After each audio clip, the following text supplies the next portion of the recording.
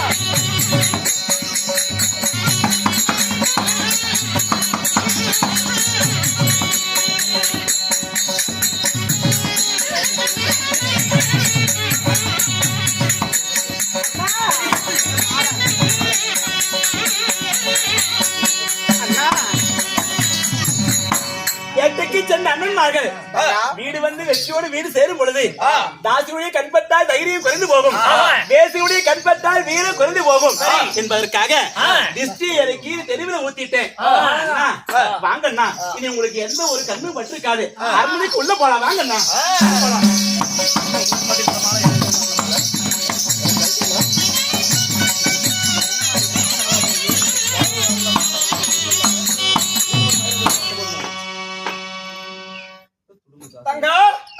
அண்ணா எப்படி கேக்குறது? அண்ணன்மார்கள் சொல்லாத விஷயத்தை அறுக்கான ஒரு நாள் கேட்டதில்லை. பெத்த தாய் தந்தை செத்தது கூட. வேட்டைக்கு சென்ற அண்ணன்மார்கள் வெற்றியோடு வந்தான்னு அவங்க வாயால சொன்னா மன சந்தோஷம் அடையும். ஏன்னா நீங்க வெற்றியோடு தான் வந்தீங்களான்னு கேட்டா அவங்க வீரத்தின விலை கூறி பேசுற மாதிரி ஆயிரம். என்ன செய்யட்டும்? அரமனைக்கு வா போலாம் கூட்டிட்டு வந்தேன். அரமனைக்கு வந்ததும் மௌனம் சாதிக்கிறியே.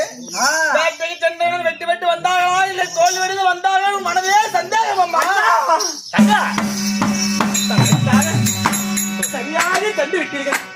அதைத்தானா எப்படி கேட்பது என்று அறியாமல் படிக்கும் மனம் தத்தளித்து தடுமாறு நின்னா. உன் ஆசிர்வாதம் பெற்று வேட்டை சென்ற அண்ணன்கள் வெற்றி வெற்றி வந்தோம். வெற்றி வெற்றி என்று வெற்றி கொட்டி வந்தோம். அந்த பன்றி வேட்டையாடி பரிகாரத்தை வெற்றி எங்களை விட அந்த வெற்றி உனக்கே சொந்தமோ உனக்கே சொந்தம்.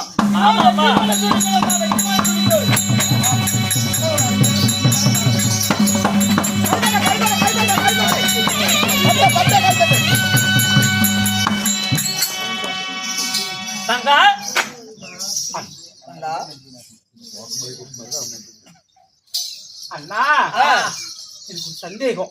என்னம்மா, நான் உங்களோடு வேட்டைக்கு வந்தவளா இல்ல வில்லெடுத்து சண்டை செய்தவளா இல்ல உங்களோடு அங்க பன்றி வேட்டைக்கு வந்தவளா இல்லம்மா இல்ல இந்த சதுர்வேல எடுத்து நான் வேட்டைக்கு உன்னோடு வந்தனா சண்டையும் செய்யல சதுர்வேலையும் தொடல. அப்படி இருக்கும் பொழுது வேட்டைக்கு சென்ற அண்ணன்மார்கள் வெற்றியோடு வந்ததற்கு காரணம் அல்ல நீதானமா இந்த வெற்றி மலை உன்னையே சேர்ந்து சொல்றீங்களே. எப்படி எப்படின்னா தங்கா தங்கா பன்றி வேட்டையாடி பரிகாரத்தை வெற்றி எப்படி உங்களுக்கு சேரும் சொல்றது தெரியுமா? எப்படின்னா சொல்றோம் தங்கா.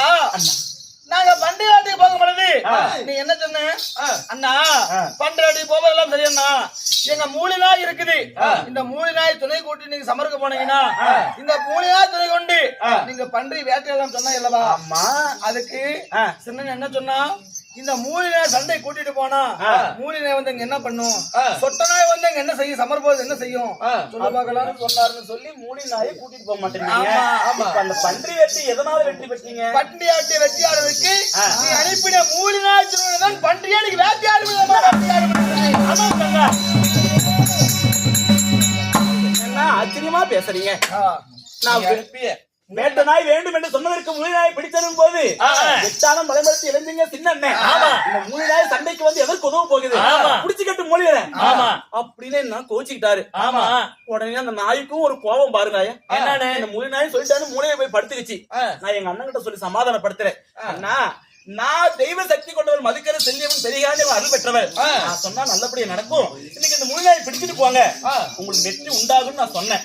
எங்க அண்ணா அரை மனசோட சரி புடிச்சதுக்கு என்ன பண்றது அப்படின்னு சொல்ல சரி போ மூலிநாயே நீ போன்னு சொல்லி நான் போய் கூப்பிடுறேன். அந்த நாயை அந்த நாய் ஓரமா படுத்துட்டு என்னங்குது என்ன மூலிநாயின்னு சொன்னாரு உங்க அண்ணன், என்ன சொட்ட நாயின்னு சொன்னாரு. என் அங்கத்துல எல்லாம் எதுவுமே இல்லாதனாலதான் நான் மூலி முங்கையா தெரியறேன்.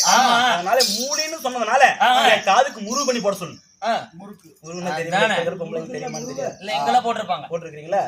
அந்த முருகு பண்ணி போட்டாதான் நான் பேட்டைக்கு போக வந்தது.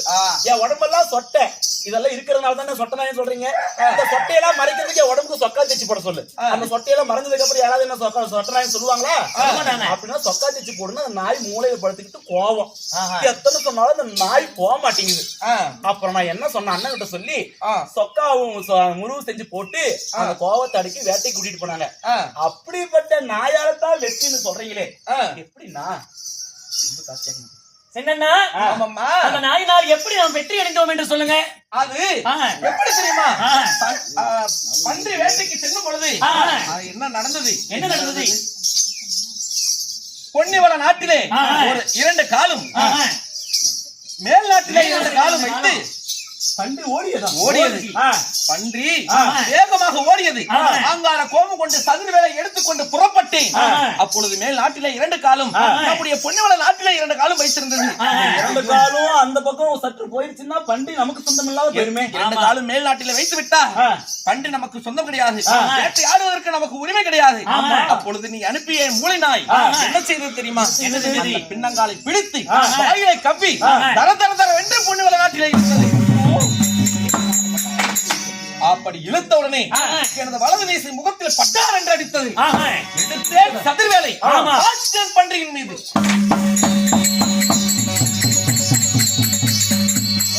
ஆமாம்மா, துடிக்க மின்கோபமாக அந்த பன்றியுடைய பின்கால் 2ஐயும் சோழ நாட்டுக்குள் இழுத்த பிறகு நீங்கள் வேட்டையாடி முடிச்சீங்களா? ஆமா, நீ அனுப்பி அந்த மூலி நாய் மட்டும் இல்லாமல் இருந்திருந்தா பன்றி இந்நேரம் மேல்நாட்டிற்கு சென்றிருக்கும்.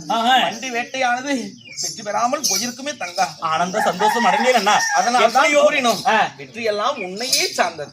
ஆகட்டும் அண்ணா, மிகவும் சந்தோஷப்பட்டேன். இருந்தாலும் நீங்கள் பன்றி வேட்டையாடி படைகளுக்கு வீடு திரும்பும் தருவாய் வரைக்கும் நான் இது காலம் வரையில படுத்தா உறக்கம் இல்ல, பாய் போட்டா தூக்கம் இல்ல, கண்ணுல ஊசி வச்சு கண்ணுக்கு உறக்கம் என்பதே வரல. இன்னைக்குதான் நீங்க அரண்மனைக்கு வந்துட்டீங்க. நீங்க போய் கடையெல்லாம் கழித்த பிறகு சற்று நித்திரியாங்க அரண்மனைக்குள்ளார. நானும் என்னைக்கு தானா தூங்க போறேன். அப்படியா? ஆமா அண்ணா. ஆகட்டும்மா, அண்ணன்மார்கள் வரவில்லை என்பதற்காக எதிர்பார்த்து கொண்டிருந்தாய். அவகாத்து கிளி போல் தூக்கம் இல்லாமல். அதனால நீயும் ஓய்வெடுப்பாய், நாங்களும் சென்று ஓய்வெடுக்கிறோம். சம்பவா காவல் பத்திரமாக இருக்க வேண்டும். என்னண்ணா பெரியண்ணா, உனக்கு ஓய்வு தாங்கள் 20 பேரும் இருவருமே நீங்கள் போய் ஓய்விடுங்க. எனக்கு ஏதன்னா ஓய்வு. தங்களுக்கு நான் பாதுகாப்பாக நான் இருக்கிறேன். நீங்கள் போய் உறங்குங்கள் நன்றாக.